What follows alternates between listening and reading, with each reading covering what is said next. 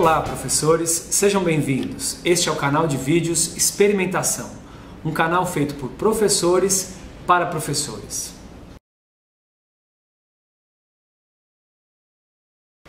Bom, na investigação sobre o valor calórico dos alimentos, a ideia é construir um calorímetro rudimentar, um aparelho simples que nos permita medir, de uma maneira indireta, a quantidade de energia que existe nesses alimentos. Então, qual é a ideia básica? Nós iremos incendiar uma amostra de alimento. Essa amostra, quando começar a pegar fogo, deve aquecer a água presente num tubo de ensaio e, a partir da variação de temperatura dessa massa de água, nós poderemos fazer uma inferência sobre a quantidade de energia que havia na amostra de alimento que estava queimando. Então, para trabalhar essa atividade como uma atividade de investigação, é interessante nós colocarmos a seguinte pergunta para os alunos: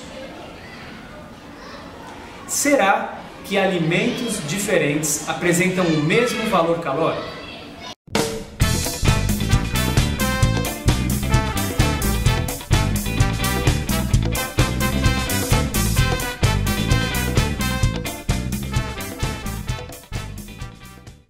Para a atividade de investigação sobre o valor calórico dos alimentos, nós usaremos os seguintes materiais: um recipiente que possa medir o volume de água e, na minha sugestão, que possa medir o volume de 10 ml, recipientes de vidro que possam serem colocados no aquecimento. Também, o ideal é que você use tubos de ensaio entre 3 a 4, se os alunos forem fazer, ou se você for fazer como demonstração e esses materiais estiverem disponíveis, mas também você pode usar outros recipientes que também possam ser colocados, por exemplo, em cima de uma chama, como uma chama de uma vela, né, que resistam ao aquecimento.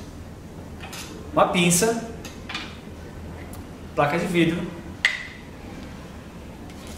um termômetro com graduação preferencialmente de 1 em 1 grau, fósforo e vela, uma certa quantidade de água, garras de madeira para que você manipule a vidraria no aquecimento de uma maneira segura e as amostras dos alimentos. No caso da atividade que eu vou apresentar para vocês, eu tenho uma torrada, um salgadinho Cheetos, daquele bem fedido, castanha do Pará, amendoim e batatinha frita.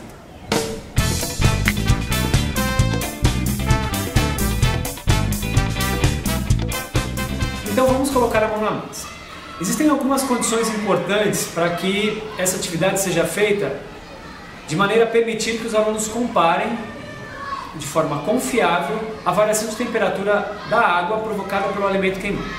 Então, se você vai trabalhar com alimentos diferentes, e a ideia é essa, é interessante que você consiga produzir amostras de massas iguais desses alimentos. Nesse caso, todos os alimentos que estão nesse pote de vidro, eles possuem a massa igual a aproximadamente 0,4 gramas. Isso, com uma balança de precisão, seria possível. Após isso, é importante também que você defina uma determinada quantidade de água que será aquecida. No caso da quantidade de água, não seria necessário usar uma balança de precisão, porque você usará a mesma água. Então, se você definir um volume para essa água, que no caso será de 10 ml, e sempre trabalhar com esse volume de 10 ml, você vai trabalhar com a mesma quantidade de água, a mesma massa de água. Então, nós iniciamos esse trabalho obtendo o volume de 10 ml de água.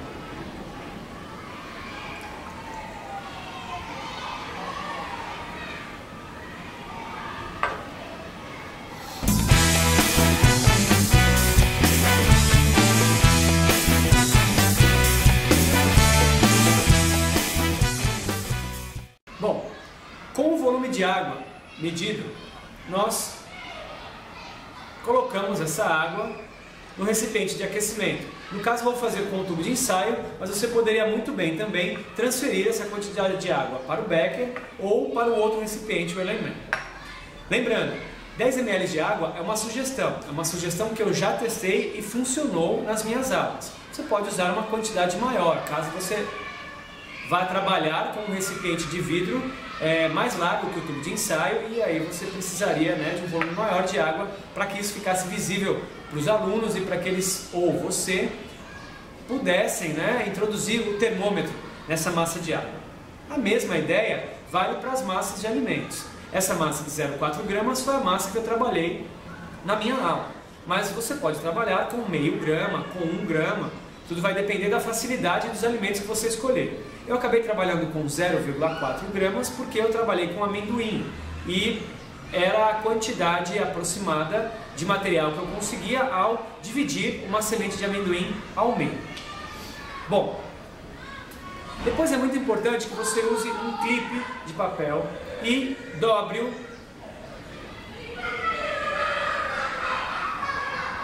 desta forma,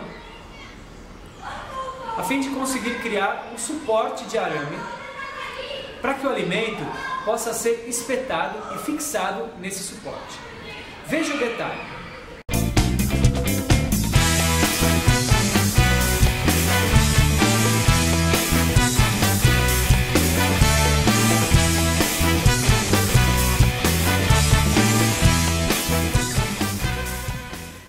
Bom, então com o suporte produzido, um suporte feito com um clipe de papel, eu vou colocar esse suporte dentro da placa de vidro e vou cuidadosamente espetar uma das minhas amostras de alimento, no caso eu vou começar com o salgadinho Cheetos, nesse arame. Ele ficará desta maneira. É importante que, então, eu meça a temperatura inicial da água. Essa temperatura inicial da água será usada depois para comparar com a temperatura final e assim calcular uma variação de temperatura, que será totalmente relacionada com a quantidade de energia que foi transmitida do alimento para a água.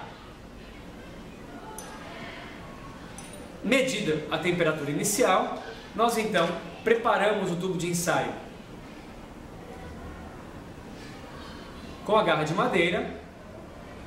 E como eu estou fazendo sozinho, mas seus alunos podem fazer isso simultaneamente, né? Nós vamos incendiar o alimento. Então a ideia é usar a vela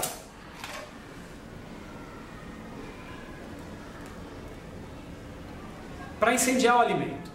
E no momento que o alimento estiver com a sua própria chama, nós vamos colocar o tubo de ensaio em cima e só colocaremos o tubo de ensaio em cima do alimento quando nós tivermos retirado a vela, para não ter perigo da chama da vela também aquecer a água e assim provocar uma variação de temperatura muito maior do que o alimento sozinho provocaria.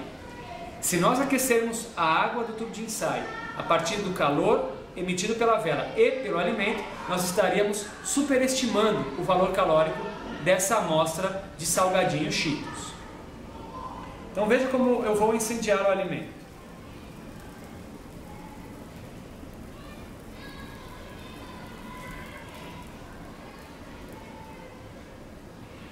Veja só, o alimento tem a sua própria chama e agora, com o tubo de ensaio dentro da chama mesmo, eu vou aquecer a água até que o alimento termine de queimar completamente. Isso que aconteceu agora é muito comum, né? Se ele cair e continuar queimando, os alunos podem continuar com o experimento. Eu preparo o termômetro e na hora que o alimento apagar sozinho,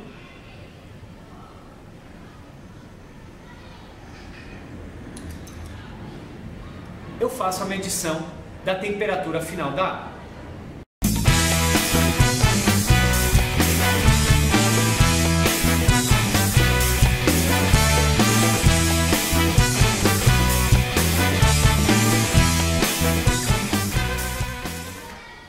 Agora nós repetiremos o processo, mas com uma nova amostra de alimento, com um alimento diferente, no caso, a castanha do Pará. Então eu já preparei a castanha do Pará, espetei no suporte, né, feito com um clipe de papel, tenho mais 10 ml na proveta nova água, novo tubo de ensaio, para não ter perigo de usar um tubo de ensaio previamente aquecido e isso também transmitir calor para a água e superestimar o valor calórico. Faço a transferência da massa de água. Preparo com a garra de madeira. Vamos incendiar a castanha.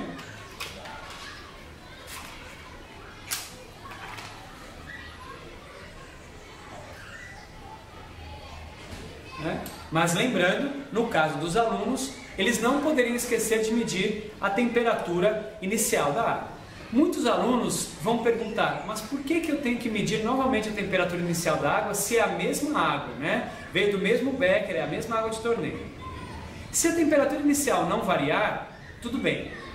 Durante a aula, talvez haja alguma variação pequena de temperatura. Como nós vamos calcular depois, né, a subtração entre a temperatura final da água e a temperatura inicial, nós já vamos corrigir essas diferenças de temperatura inicial que talvez a água possa apresentar. Mas o ideal seria sempre fazer a medição.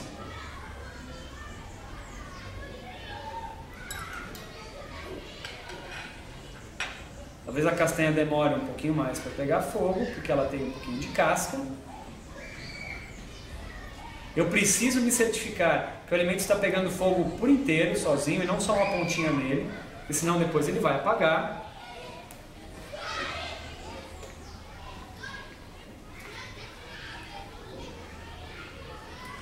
E seria dessa forma que os alunos realizariam a atividade. Veja que, embora a chama da castanha seja maior que a chama dos cheetos, ainda assim é uma atividade de certa maneira controlada. Super possível para alunos de 13, 14 ou mesmo de 12 anos realizarem, tomando os devidos cuidados de segurança.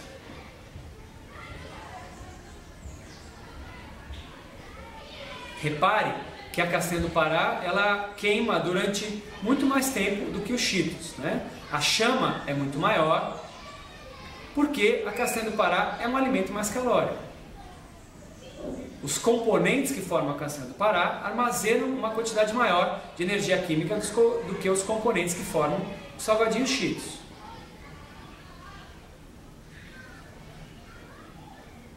Então, é esperado que a água apresente uma variação de temperatura muito maior neste caso. Veja que o alimento vai apagar sozinho. É nesse momento que eu sei que o alimento queimou por completo e eu vou fazer a medição da temperatura da água. Se por acaso o alimento não queimar por completo, então os alunos falaram próximo do alimento, provocaram alguma corrente de ar ou havia alguma janela aberta, talvez o alimento apague, mas ainda tenha material para queimar. Então os alunos deveriam acender novamente o alimento. E isso já pode provocar interferências, né, no resultado, porque enquanto os alunos estão tentando acender o alimento, a água pode esfriar um pouco.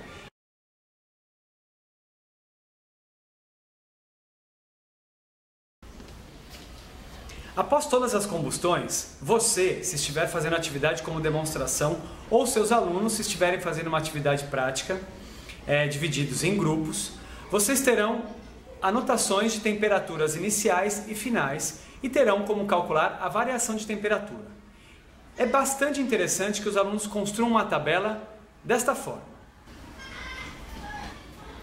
A partir dessa tabela, os alunos podem calcular a variação de temperatura, que seria a subtração entre a temperatura final e a temperatura inicial.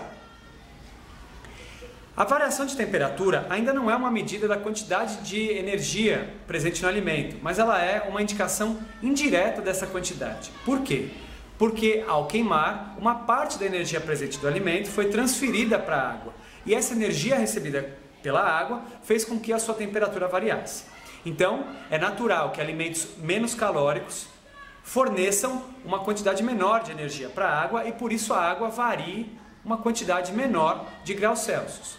Por outro lado, alimentos mais calóricos aquecem mais a água com sua combustão e a variação de temperatura apresentada pelo líquido é bem maior.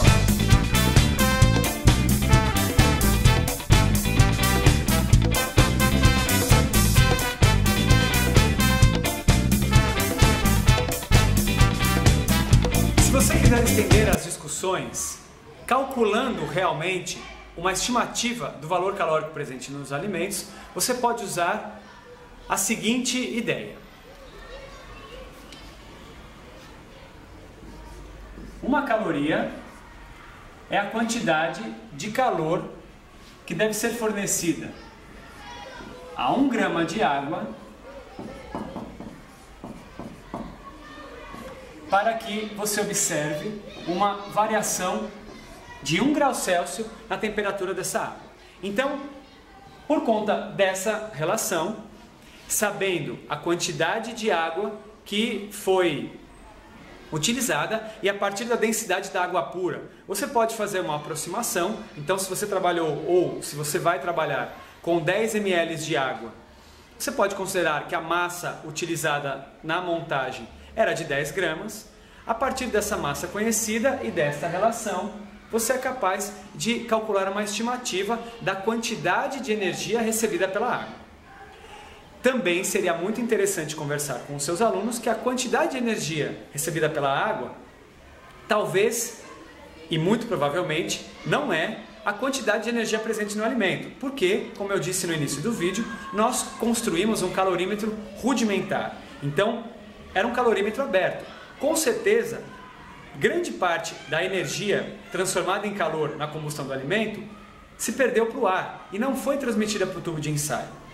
Uma forma de descobrir isso seria pegar a embalagem do salgadinho Cheetos, pegar uma embalagem de castanha do Pará e verificar a quantidade de energia fornecida no rótulo dessas embalagens e por regras de proporção, cálculos de proporção, regras de 3, você conseguiria comparar a estimativa de valor calórico calculada a partir do seu calorímetro simples e o valor calórico que foi fornecido pela indústria, muito provavelmente a partir de um calorímetro sofisticado, bem montado e que evita as perdas de calor.